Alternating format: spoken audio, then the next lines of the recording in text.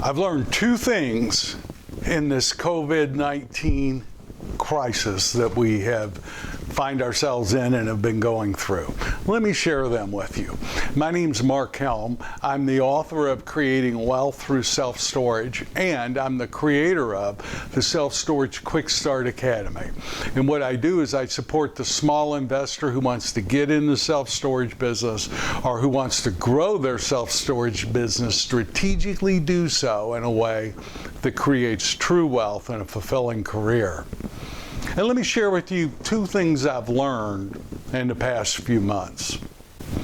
One, the office sector will never be the same again.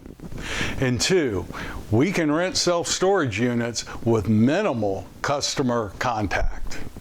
So I'm sure as we move through this, quote, crisis until, quote, a vaccine is created, office is really going to take a pounding. And I don't think it will ever quite be the same.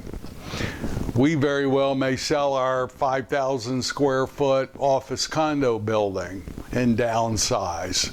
Why? Well, we've learned we're just as productive not having an office space.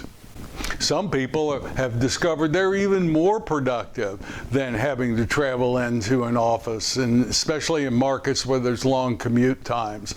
I've seen companies and read about companies in California that are not going back into their office space and literally hiring people from other states where the cost of living is lower and working remotely with them to increase productivity and profitability. So I think there'll be a slow trickle back into the office rather than a big rush. I also have a feeling that many of our storage units are soon going to be filling up with some office furniture as many of these companies decide not to go back or to downsize. I'm just very grateful I'm not heavily invested in the office sector. And I've also learned that we can rent units with very little customer interaction. Even boomers are getting on the bandwagon of doing stuff virtually. Which brings me to the real topic of this episode. No matter what size your facility is, what I'm beginning to figure out and learn, albeit slow for me, is that we can probably get by with less payroll than we've been paying. Payroll has always been our largest single line item. Sometimes property taxes may exceed it or get close to it, but payroll tends to be a very heavy line item for us. Part of our business strategy, we've always wanted to have, and we do have, high quality employees. We provide a certain level of customer service. But I've learned that we can be effective with a smaller payroll number during the age of Corona. Now, given the fact that marketing costs are going up, rivaling the age of when we had yellow pages, this could be some welcome news for self-storage owners. When I first got in the business, our company would generate about $250,000 of gross income per full-time employee. And over the last 10 to 15 years, we've got that number up to $335,000 to $350,000 of gross income per full-time employee. And what's made that difference, what's helped us make that jump, is technology, online solutions.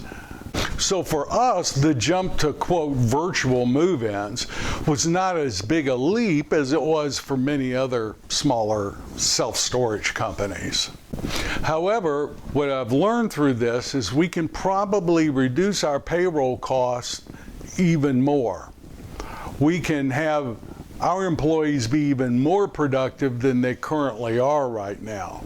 In other words, we'll have fewer employees that will be able to handle larger and larger parts of our self-storage portfolio. Eventually, there'll come a day where the only jobs available are for the engineers who will fix the computer and robots that are doing all the work. Now that's another topic, another subject, and I'm certainly not an expert in that area at all. But we're not there yet. But I'm clear over the next few years as our payroll costs go down, marketing costs are going to go up. So that reduction in payroll isn't necessarily going to translate directly into higher net operating incomes for us. It will offset some of the property tax increases and some of the marketing costs that we're now having to expend. The real art is being able to anticipate, if you have employees, when are the peak times in a month that the employees are really needed on the site, and when are the down times in a month where employees are really needed on the site. Since we have instituted kiosks at our facilities, we've learned a lot on busy times and on down times. And we've learned that, and it's different for each facility, but we've learned that second and third Thursdays of the month tend to be real slow in the afternoon. Obviously, Saturday mornings tend to be very busy, especially if you have U-Haul. And we're able now to tailor our employees' hours in the facility more around when they're actually needed than just having them open 8:30 to 5:30 every day. And if someone's not there, or if the manager's busy, there is a kiosk with someone at the other end of the kiosk, if needed, that can help a customer rent, pay a bill, or solve a problem. So although our payroll costs will be going down over the next few years, we're hoping to use that to offset the increased marketing costs and the increased property taxes that we're battling in almost every state that we own self-storage in. Now, everything has its day. At some point, as population grows and new supply that's been created over the past years starts getting absorbed, marketing costs will go down, and the reduction in payroll will translate directly into the NOI for many of us.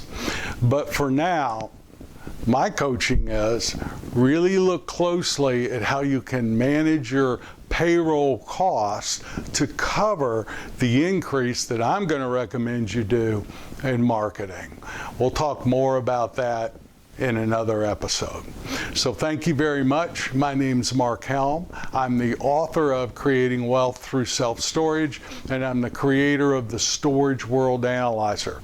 That's the financial modeling tool that we use where we'll run the different scenarios on payroll and marketing costs and see how that impacts our facilities. So thank you very much. I look forward to being with you again soon.